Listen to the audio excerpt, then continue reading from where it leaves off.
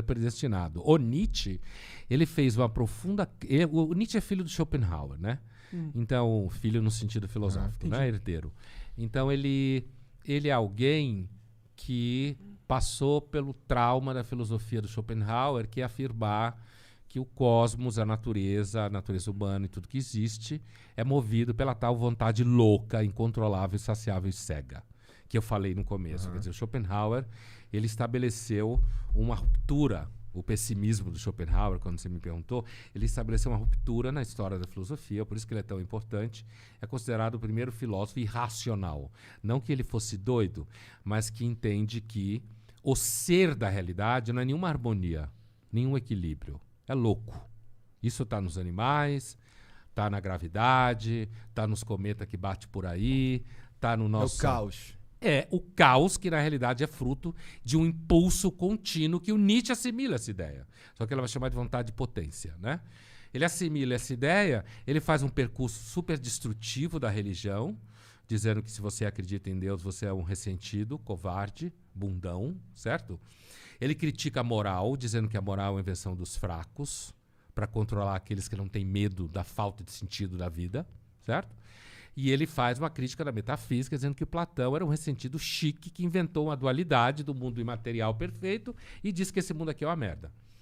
Então, essa coisa que o Nietzsche falou que as pessoas têm que encontrar o sentido, na realidade o Nietzsche estava imaginando que iria existir um além do homem, como ele falava, que seria alguém que ele definia como não terá necessidade de nenhum artigo de fé.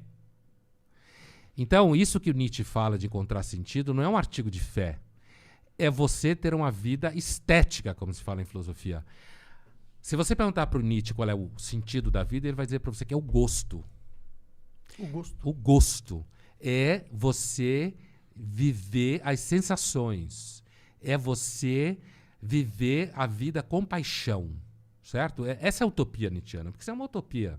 Você consegue de vez em quando é mais jovem, você talvez, se der sorte, consegue mais. Depois de uma certa idade, fica mais difícil, né? Mas, assim, é a ideia do pathos, como se fala no grego. É você viver surfando na onda do acaso, né? Da contingência, como a gente fala. Zero sentido no horizonte, certo? Mas você perder o medo dessa falta de sentido e você se identificar com essa fúria criativa. Aquela ideia de tudo que tenta me matar e não me mata me deixa mais forte. E aí eu posso encontrar sentido numa determinada coisa, você pode encontrar em outra, mas é aquilo que o Nietzsche chama, os nietzschianos chamam de vida autoral. Para o Nietzsche, a vida deve ser uma obra de arte, a sua própria vida. Você deve vivê-la com tesão, com coragem, sem esperar nada em troca. É bonito pra caralho, sedutor pra caralho. Eu acho que é passível de ser feito em alguma medida, dependendo de condições prévias, mas é completamente fora da maioria das pessoas conseguir viver desse jeito. Até os 20 anos talvez dê, se ela dê sorte. No final ela começa... A realidade bate na porta. A realidade bate na porta. Tá, o princípio de realidade que falava o Freud bate na porta e normalmente quando você não abre, chuta a porta. Não adianta só ignorar, né? Ela vai te pegar. Ela vai chutar a porta, a realidade vai entrar por dentro de você, pela sua cabeça, pela vida que é uma coisa fora de controle. Verdade. Mas você acredita na potencialidade de todo mundo alcançar isso? Não. Você acha que tem gente que simplesmente nem se quisesse ele conseguiria? Eu acho que o Nietzsche, ele segue um caminho... O Nietzsche foi o primeiro filósofo que eu estudei sistematicamente na graduação. Me encantei com o Nietzsche justamente, eu via de uma formação no Freud, e Nietzsche, Schopenhauer e Freud são razoavelmente próximos do ponto de vista da concepção de ser humano. Né? Claro que Schopenhauer e Nietzsche não são médicos psicanalistas, né? Não inventaram tratamentos. Mas, assim, o Nietzsche ele faz uma excelente crítica ao ressentimento. Ele compreende muito bem, digamos assim, o ethos do herói trágico. Quer dizer assim, a vida não tem sentido nenhum, porra nenhuma, mas eu vou pra cima dela, certo? Tem uma Vou fazer sentido nessa merda. Foda-se, né? Mas é assim como quem vai pra guerra, certo? A tragédia é um tipo de literatura produzida numa sociedade guerreira, A sociedade grega era guerreira, Aham. né? A filosofia nasceu no meio de uma sociedade guerreira, né? E eu acho isso tudo do caralho no Nietzsche, assim. Acho que a crítica que ele faz à religião é bastante sólida, né? Tanto a que ele faz, quanto o Freud faz, quanto o Marx faz, né? O que não significa crítica a Deus, porque Deus você não tem como pegar de jeito nenhum. Mas a organização psicológica e social das religiões. Mas o super-homem é uma utopia. Eu acho e O quase super-homem. É esse tal homem Que assim, pode transcender. que transcende. Eu acho que a maior parte começa a sonhar com o super-homem e acaba tomando remédio mesmo. Pode ser. Entendeu? Antidepressivo. Sim, mas seria, ansiolítico. se o super-homem fosse facilmente alcançável, ele também não seria um super-homem, né? É que o super-homem do Nietzsche a gente acaba associando a ideia do super-homem ao super-homem do Nietzsche, que ele chama um homem além e acima do homem. Essa utopia do homem que não precisa acreditar em nada, que não tem medo de nada. Eu acho que algumas pessoas, em alguns momentos da vida, conseguem chegar Incorporar perto disso. esse herói. Conseguem incorporar isso porque já tinham elementos psicológicos e de vida, entende o que eu quero dizer? Que por alguma razão tornou possível a ela, Essa de incorporação. repente, foi muito amado pela mãe, a mãe era do caralho, pensando psicanaliticamente aqui também, né?